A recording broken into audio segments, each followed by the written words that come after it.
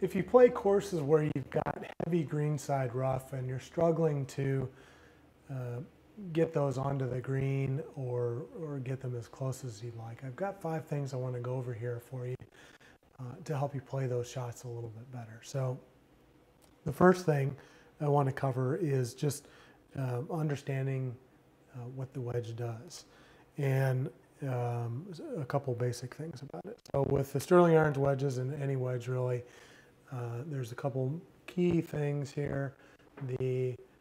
This part where the club face comes down and then it goes under the club here, that sharp point is called the leading edge or the digger. This underneath part down here where there's a little bit of curve to the club face is called the bounce or the skipper. And those are called that because if you think about if you have the shaft a little bit more forward, and this leading edge will have a tendency to dig in and grab into the ground. And then if you have it a little bit more, shaft a little bit more vertical, you've got the protection, almost like this barrier that the bounce is going to give you. It's going to keep the club from digging in too much. So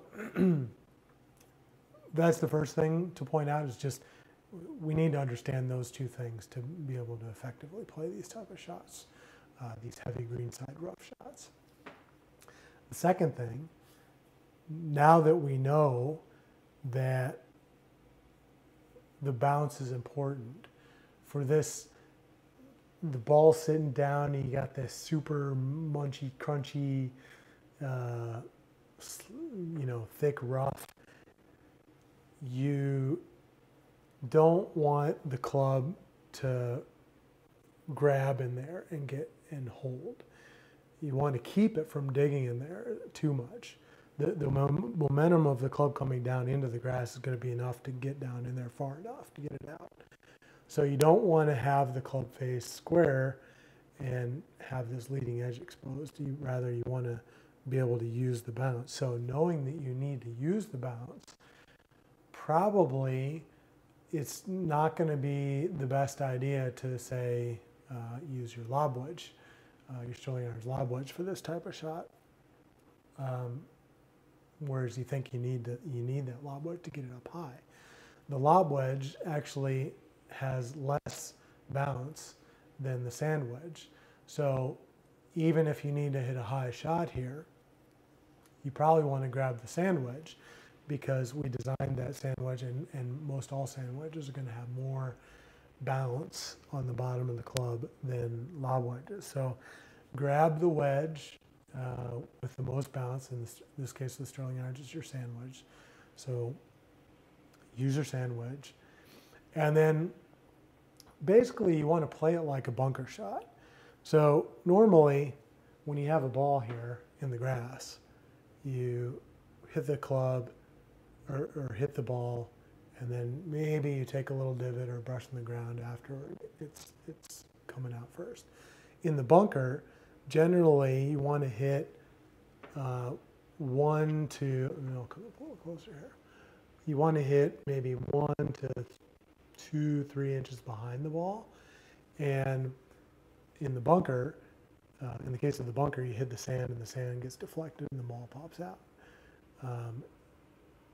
I don't really know what's going on with the rough, but basically you want to play that shot the same.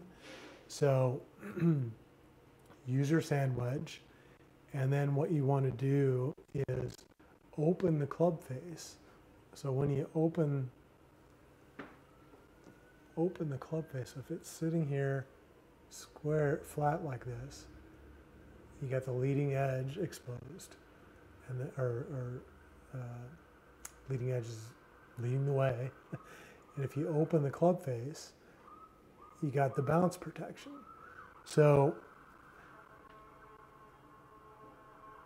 that's what you want to do, basically. So, but when you do that, mind the lie angle. And this is actually another key point that it's really important to understand about as far as how to play this shot and shots around the green in general. The lie angle is super important. because you can have the club face be square and flat, and if you have the club upright, the club's going to point left.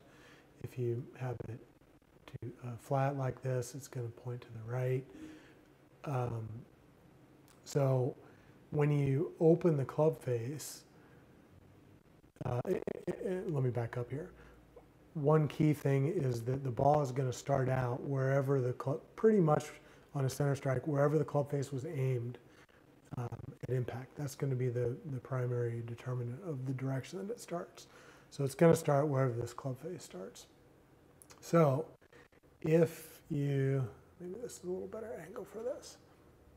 So if you have the club here and it's, the leading edge is square when you're looking down on it, if you open that up to get more loft, the club now actually points to the right.